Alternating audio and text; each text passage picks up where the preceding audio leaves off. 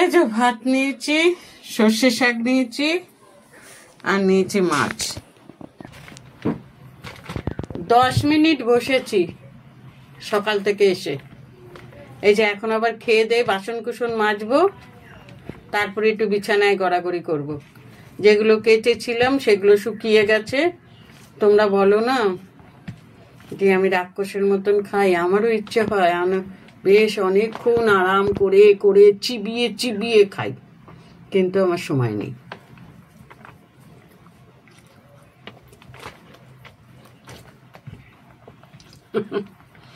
শাকটার মধ্যে চিংড়ি মাছ দেওয়ায় না,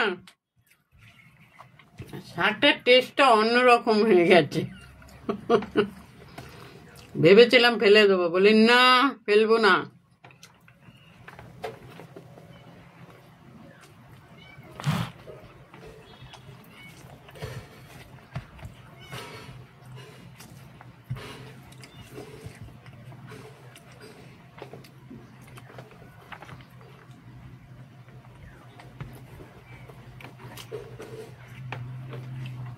সত্যি চিংড়ি মাছটা খুব ভালো জিনিস।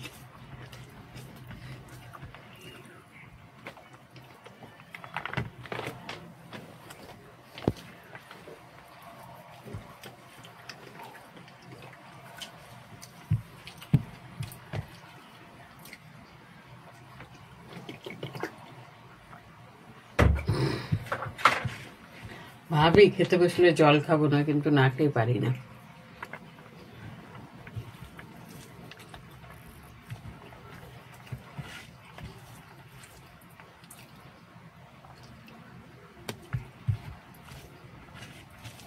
আমার মতন এরকম বুদ্ধি খাটিয়ে খাটিয়ে করো, তাহলে জিনিস ফেলা যাবে না।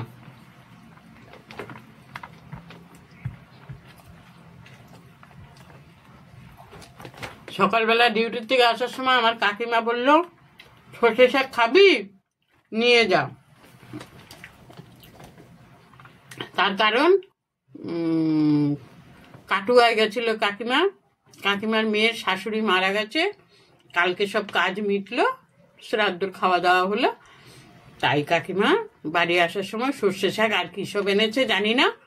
আমি বললাম না কাকিমা, আমার করা রয়েছে, আমি নেব না, তুমি দিয়ে আসো।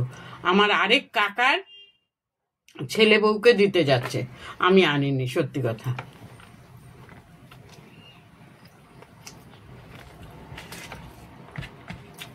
লোকে দেবে বলেই নিতে হবে, ঘরে আছে যখন কেন নেব বলো?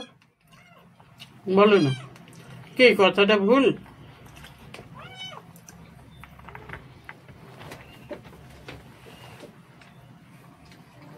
খেতে দিলে খাস না, অথচ এসে ম্যাও ম্যাও করছিস, বল।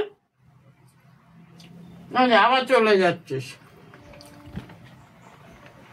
আর তোর দুধের বাটিটা দেয়নি, তোকে যে দেবো খেতে।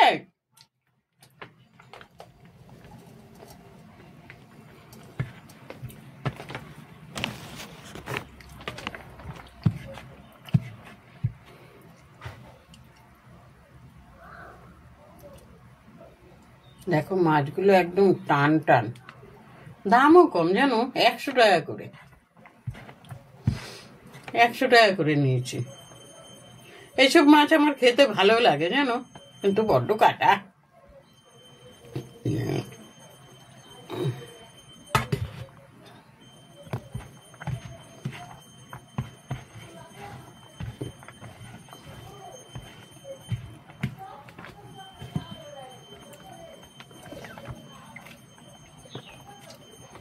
পুরো মনে হচ্ছে আমি ইলিশ মাছ দিয়ে ভাত খাচ্ছি জানো।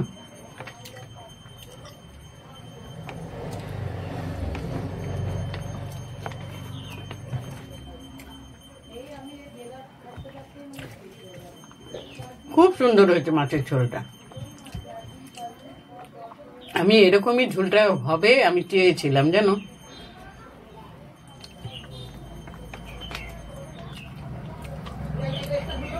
মাছটা হেভি টেস্ট, দারুণ টেস্ট মাছটা।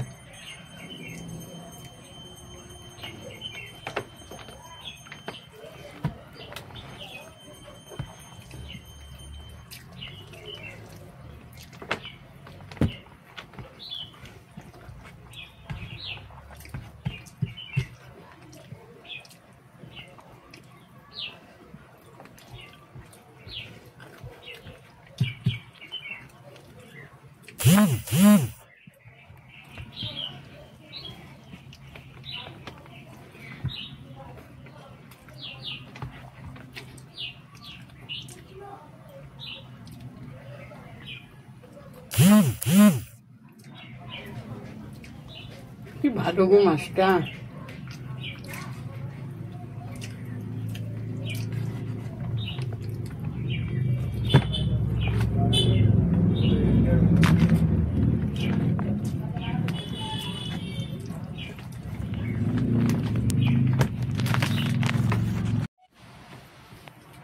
দাঁড়া আমি খেয়ে নেই, তারপরে দুধ গরম করে দিচ্ছি। দেখি ঘরে দুধ আছে নাকি, আগে সেটা দেখতে হবে।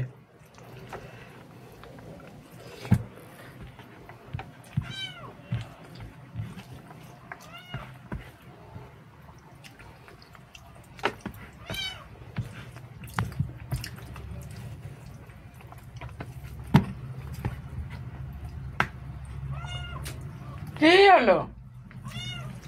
দাঁড়া দাঁড়া, তাড়াতাড়ি খেতে বলিস না, গলায় কাটা আটকাবে।